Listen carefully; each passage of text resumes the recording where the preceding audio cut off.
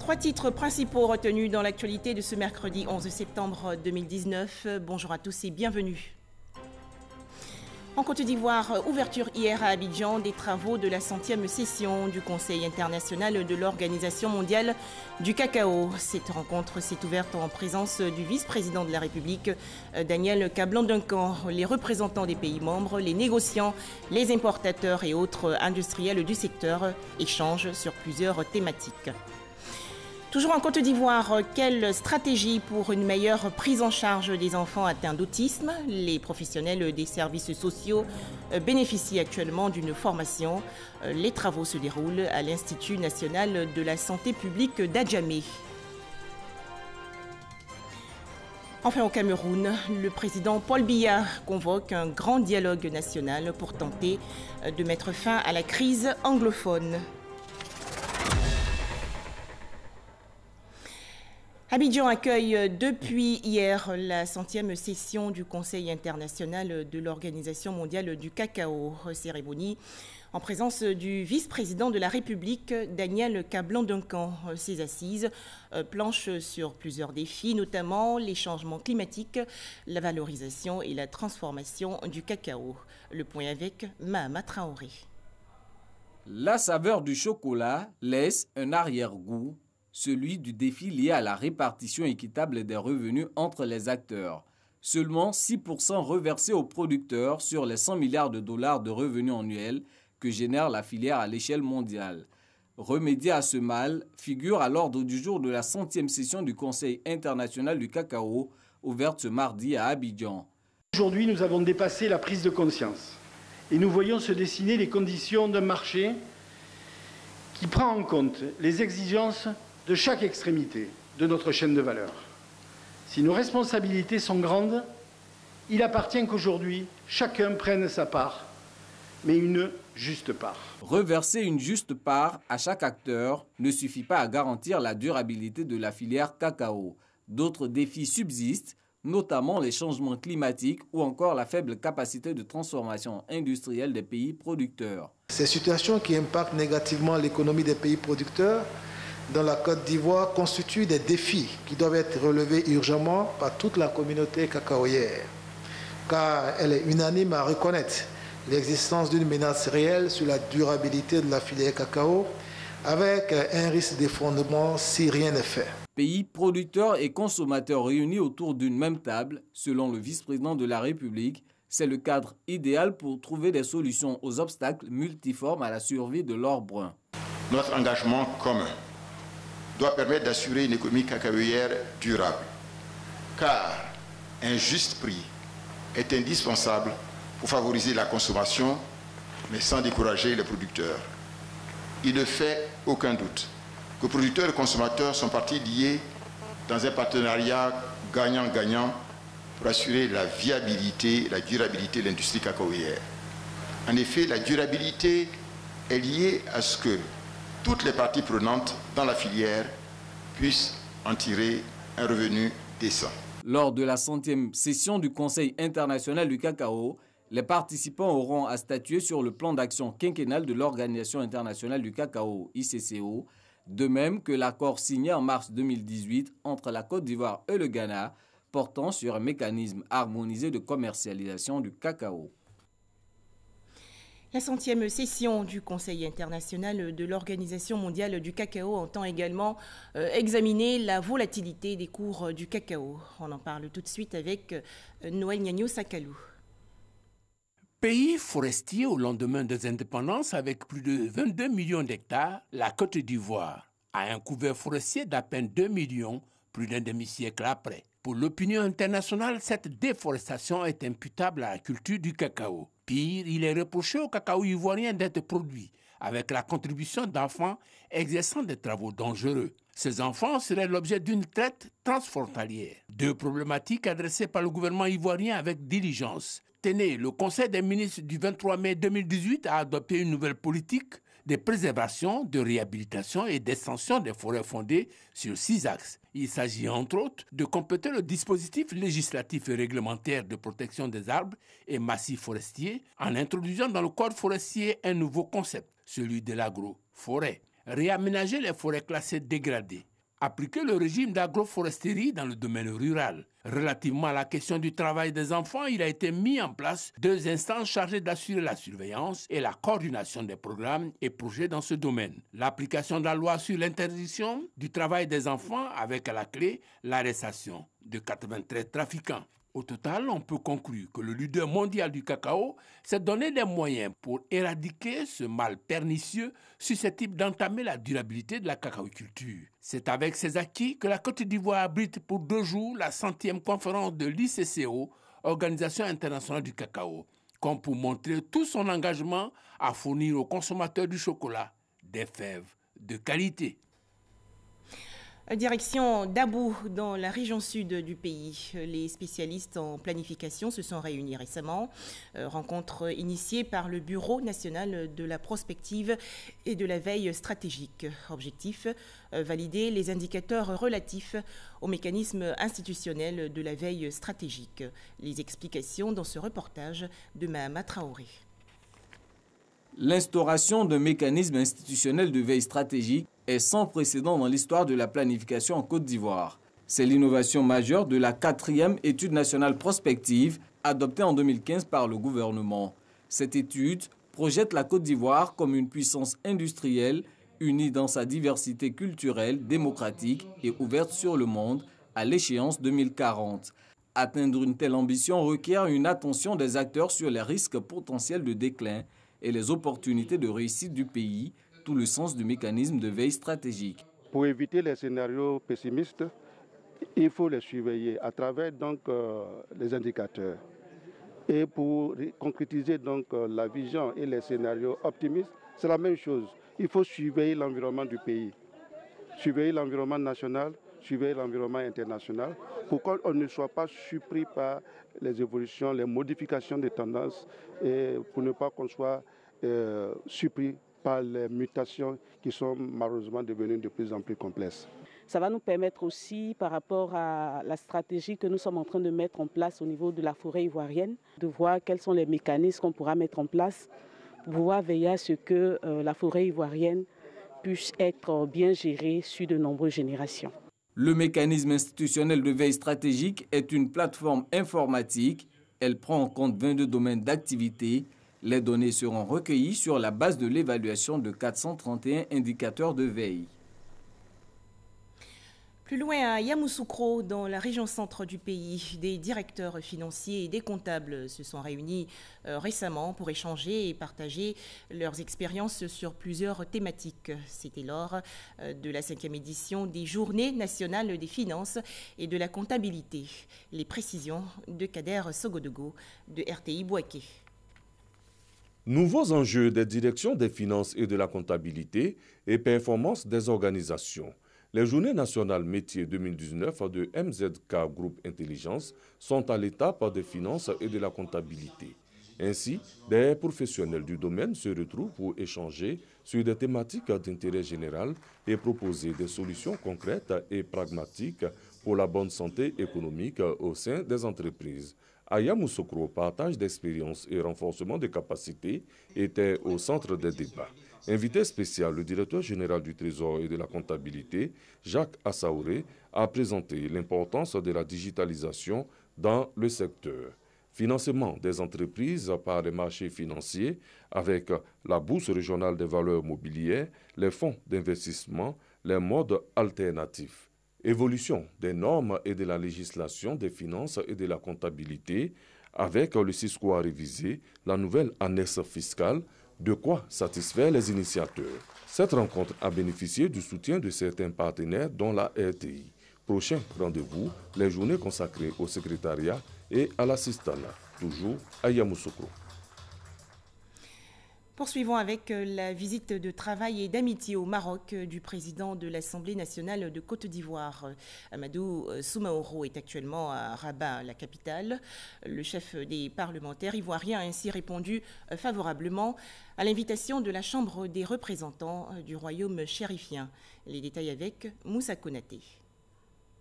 Le président de l'Assemblée nationale en visite d'amitié et de travail au royaume du Maroc, Amadou Soumaoro, répond à l'invitation du président de la Chambre des représentants du Maroc, Habib El Malki. Arrivé à Rabat, capitale marocaine, il a été accueilli par le vice-président de l'institution parlementaire du Royaume du Maroc.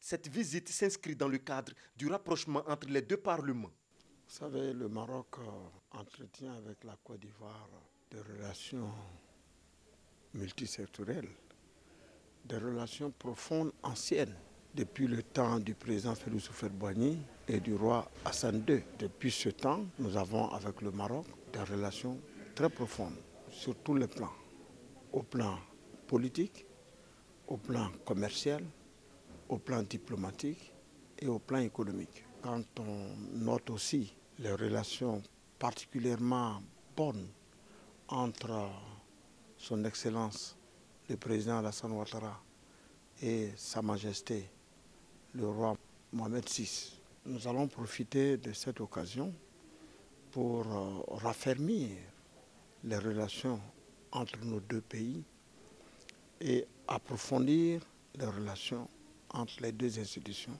que sont l'Assemblée nationale de Côte d'Ivoire et l'Assemblée des représentants du Royaume du Maroc.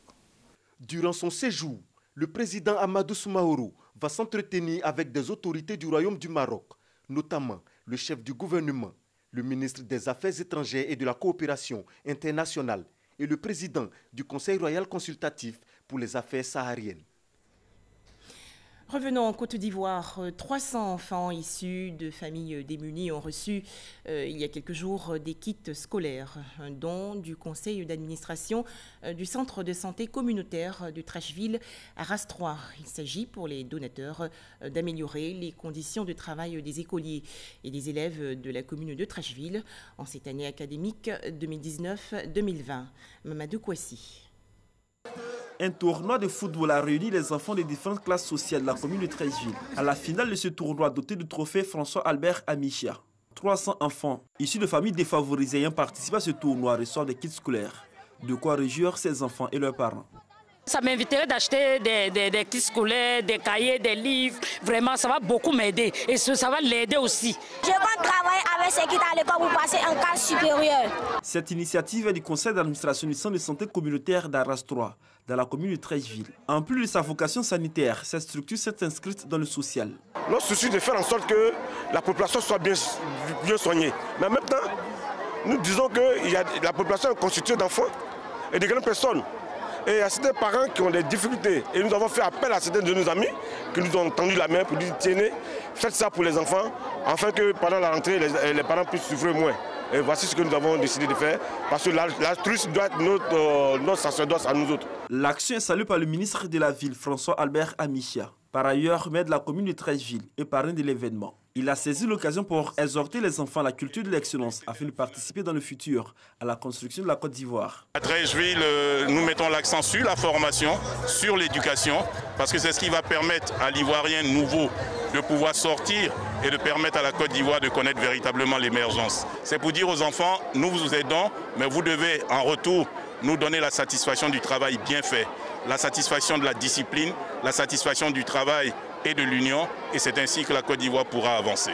Ouvert en 2005, le centre de santé communautaire d'Arastroy offre plusieurs services avec un conseil d'administration de 10 membres qui œuvrent au quotidien à l'amélioration du service sanitaire.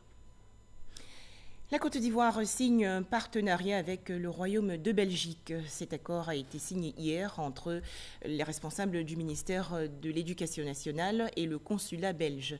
Ce document prévoit la création en Côte d'Ivoire d'une filière chocolat dans un centre de formation professionnelle au métier de l'agroalimentaire. Jean-Marc Djadji.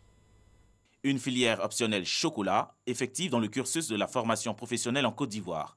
Une résolution qui se traduit par une signature de convention entre le ministère en charge de l'Éducation nationale et la communauté française de la région de Bruxelles-Capitale, représentée par l'ambassade du Royaume de Belgique en Côte d'Ivoire.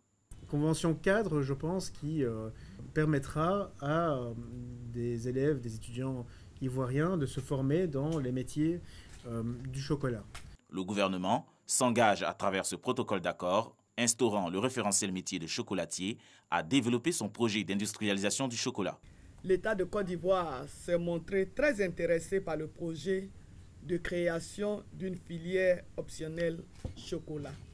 dans un contexte économique marqué par une croissance soutenue de plus de 8% sous la houlette de M. Alassane Ouattara, président de la République de Côte d'Ivoire. La Côte d'Ivoire est décidée à développer et surtout à transformer sa production de fèves brutes de cacao. La faisabilité de la création d'une filière chocolaterie en Côte d'Ivoire est née aussi d'une initiative de l'Organisation internationale de la francophonie, OIF, depuis mars 2017. Intéressons-nous à présent au projet d'alphabétisation fonctionnelle des femmes par les technologies de l'information et de la communication. La troisième phase de ce programme a été lancée il y a quelques jours par le ministère de l'Éducation nationale et ses partenaires. Objectif, réduire l'analphabétisme chez les femmes de Côte d'Ivoire. On retrouve Jean-Marc Djadji. Informer et sensibiliser les femmes du district d'Abidjan sur les enjeux de l'alphabétisation par les outils numériques et discuter de sa mise en œuvre. Ce sont les objectifs du lancement de la phase 3 du projet d'alphabétisation fonctionnelle des femmes par les technologies de l'information et de la communication TIC, une initiative de l'UNESCO, du ministère en charge de l'Éducation nationale. À ce jour, 550 commerçants de Port-Boué et de Yopougon apprennent à lire et à écrire grâce à des contenus numérisés. Grâce au projet de l'UNESCO, j'ai appris à lire, à écrire et à compter. Remise de smartphones au menu de cette cérémonie. L'UNESCO et ses partenaires s'engagent à réduire le taux d'analphabétisme de 30% chez les femmes. Le programme que nous avons lancé aujourd'hui, c'est un programme d'alphabétisation en faveur des femmes des marchés de Yopougon et de Port-Boué. Ça, vous le savez, mais alors ce que nous avons fait comme innovation à l'UNESCO, avec le ministère de l'Éducation, avec le ministère de la Femme, avec Nestlé, c'est vraiment d'apporter les classes d'alphabétisation sur les lieux de travail. Que dans ces contenus éducatifs d'alphabétisation, nous mettons énormément de thématiques liées à la santé, liées à la nutrition, liées aux droits des femmes. Les femmes commerçantes au marché ont un petit peu de temps. Elles peuvent réviser leurs leçons, leur alphabet, les mots qu'elles ont appris en fait pendant les cours d'alphabétisation directement sur leur téléphone portable. Initié en 2016, ce projet d'alphabétisation de l'UNESCO par le numérique s'inscrit dans le cadre de la Journée internationale de l'alphabétisation 2019. Au chapitre santé, la lutte contre le VIH-Sida en Côte d'Ivoire. Le ministre de la Santé et de l'Hygiène publique, Eugène Kaouélé, a participé récemment à une rencontre à Abidjan.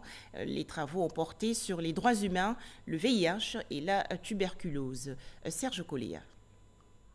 La lutte contre le VIH et la tuberculose avance bien en Côte d'Ivoire. Selon les acteurs, le taux de prévalence du VIH est en baisse et on note de moins en moins de cas déclarés de tuberculose. Malgré tout, la stigmatisation reste encore un obstacle majeur. Même quand les personnes démarrent le traitement, le fait de les écarter, de les rejeter, de les violenter, et fait que ces personnes arrêtent le traitement. Pour faire face aux questions de stigmatisation et de violation des droits des malades, les acteurs nationaux et leurs partenaires du Fonds mondial se concertent. Une consultation multisectorielle qui cadre bien avec la politique gouvernementale de lutte contre le sida et la tuberculose. Au nom du premier droit de l'homme, qui est le droit à la vie, dont le corollaire est le droit à la santé, au nom du droit à la santé, l'objectif qui est visé ici est de faire en sorte que les personnes vivant avec le VIH-Sida aient accès au droit à la santé, aient accès au traitement institué. La politique de lutte contre le VIH-Sida avait abordé la question du point de vue sanitaire. Mais l'on s'est rendu compte que la question de l'accès à la santé n'est pas seulement un problème de santé publique, c'est également une question de droits humains. Si vous parcourez la Constitution ivoirienne, vous verrez que ces dispositions, notamment l'article 9, affirment le droit de tout homme à la santé. Cette rencontre dite consultation multisectorielle nationale sur les droits humains, le VIH et la tuberculose a enregistré la participation de l'ONU-SIDA. Plusieurs autres organisations ont pris part à ces assises qui ont duré 2 jours. Vers une meilleure prise en charge des enfants atteints d'autisme en Côte d'Ivoire. L'association Autisme Côte d'Ivoire a initié récemment une formation à l'endroit des professionnels des services sociaux. Les travaux se déroulent à l'Institut national de la santé publique dans la commune d'Adjamé. Salima Toudia. Pour améliorer la prise en charge des enfants souffrant de l'autisme, une vingtaine de psychiatres, psychologues et éducateurs spécialisés sont formés sur la qualité des soins de santé dans un contexte africain. Alors, nous avons initié une formation pour réfléchir sur la question de comment on fait la prise en charge, comment tout ce qu'on a appris, on peut l'adapter au contexte africain, où par exemple on manque de personnel, on manque de financement, on manque de moyens. Voilà, comment on fait pour qu'on arrive justement à penser comment on peut inclure la culture dedans, tenir compte de notre contexte, tenir compte de la pensée ivoirienne justement, du regard que les Ivoiriens ont sur les enfants, sur le handicap, sur ce trouble particulier-là, et puis essayer de réfléchir des modalités de prise en charge qui sont adaptées. Comprendre les troubles du spectre de l'autisme, identifier les bonnes pratiques de leur prise en charge, voilà entre autres les points qui sont évoqués. Il faut que les parents et les professionnels soient au même niveau de connaissance et emploient les mêmes méthodes. Parce qu'il n'y a rien de plus désastreux que d'appliquer une méthode à la maison, d'appliquer une méthode à l'école ou à l'institut de soins. Il faut que ce soit la même chose, surtout basé sur du visuel. C'est que comme ça qu'on peut progresser. Après les professionnels, 30 parents devront être formés sur l'approche éducative de l'enfant souffrant de l'autisme. Autre actualité, entrepreneuriat, Jeune Chambre internationale comme contribution à la paix mondiale. C'est le thème retenu pour le sommet des sénateurs JCI de l'Afrique et du Moyen-Orient. Les travaux se sont ouverts récemment dans la commune de Grand Bassam. Mamadou Kouassi. La ville de Grand Bassam, capitale de la Jeune Chambre internationale. Les sénateurs de cette organisation citoyenne sont venus de plusieurs pays africains et du Moyen-Orient pour réfléchir sur leur contribution pour la paix mondiale. Ces anciens présidents locaux de la Jeune Chambre internationale, à travers ce sommet de Grand Bassam, veulent mettre l'accent sur l'entrepreneuriat pour réaliser ce rêve d'un monde de paix. Sans travail, sans ressources économiques, nos jeunes sont désœuvrés et livrés à eux-mêmes, évidemment des candidats potentiels pour des actions néfastes pour leur environnement. Donc pour les sénateurs, c'est de voir comment ils peuvent travailler à motiver ces jeunes à se lancer dans l'entrepreneuriat, à développer une activité économique qui leur permet eux-mêmes et à leurs différentes familles de s'en sortir. Benjamin Soro, représentant le ministre des Transports, parrain de cette assise, a félicité les actions sociales menées par la Jeune Chambre internationale. Il a par ailleurs demandé à cette organisation d'accompagner davantage le gouvernement dans la prise en compte des préoccupations des populations. Chers sénateurs, votre allégeance commune a la même vocation, à savoir servir l'humanité, doit vous permettre, dans votre position privilégiée d'immortel de l'organisation, d'encadrer les plus jeunes et de contribuer plus efficacement auprès des gouvernements à la promotion de la fraternité humaine et de la paix mondiale. La Jeune Chambre internationale est une organisation citoyenne présente dans plusieurs pays du monde. C'est en 1963 qu'elle a fait son entrée officielle en Côte d'Ivoire et elle revendique aujourd'hui plus d'1 million de membres. Un tout autre sujet à présent, fin de la 25e édition du Festival national Vacances Culture. C'était à Daloa, dans la région centre-ouest du pays. À noter que la ville d'Abidjan est le grand vainqueur du prix de la Renaissance ivoirienne. On en parle avec Franck Quadio.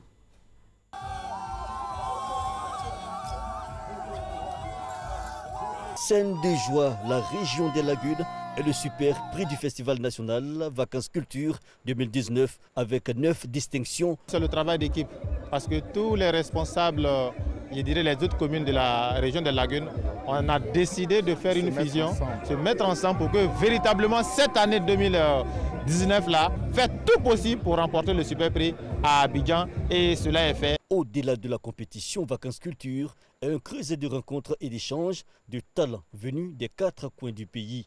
Le commissaire général Bilé Kofi Yapo note sa satisfaction pour les membres du jury. Le terreau est fertile. On a eu à découvrir beaucoup d'autres disciplines, comme le métier à tisser, en danse urbaine aussi. et également en orchestre traditionnel. Vraiment, on peut être très fier de notre jeunesse. Il n'y a pas une seule œuvre qui est parfaite jusqu'au bout. L'essentiel a été donné. Ils se sont fait comprendre, ils se sont fait entendre et ils ont allié et le décor et les costumes et les accessoires. Tout est allé dans le bon sens. Le Haut-Sassandra, fier donc d'accueillir la 25e édition de Vacances Culture. Brito Nama Boniface, au nom de la région, mais aussi le maire de la ville de Daloa représenté. Des soutiens forts salués par Yves Conan, directeur du cabinet représentant le ministre de la Culture et de la Francophonie. Pour lui, l'édition 2019 aura tenu toutes ses promesses. Les jeunes musiciens, danseurs, conteurs, cinéastes, écrivains, choristes, comédiens, plasticiens, photographes, tisserands. Dans un vaste élan de partage et d'échange, la jeunesse sous l'instigation de notre département a contribué à la promotion de nos valeurs culturelles qui constituent en réalité le point de départ vers l'émergence déjà pressentie. Métier à tisser, entre autres innovations, théâtre, orchestre, danse, 16 disciplines primées en tout autour des valeurs du panier à tisser. Clou de la cérémonie, plusieurs personnalités culturelles distinguées dans l'ordre du mérite culturel, sans oublier le directeur général de la RTI qui a reçu une médaille pour le soutien constant à la cause de la culture ivoirienne. Dans l'actualité également, l'Achoura, événement religieux célébré par les fidèles musulmans. Des prières ont été dites hier dans la commune de Marcory. C'est une initiative de l'association Al-Gadir, des retrouvailles en présence du ministre de l'Enseignement supérieur et de la Recherche scientifique, Abdallah Mabritouakeus. Le point avec Pargassoro Kone. Complexe culturel Al-Zahra ou encore grande mosquée libanaise de Marcory. À l'intérieur, hommes, femmes, personnes du troisième âge, jeunes et enfants, mais aussi imams, guides religieux et prédicateurs de la communauté musulmane libanaise Al-Gadir sont campleurs.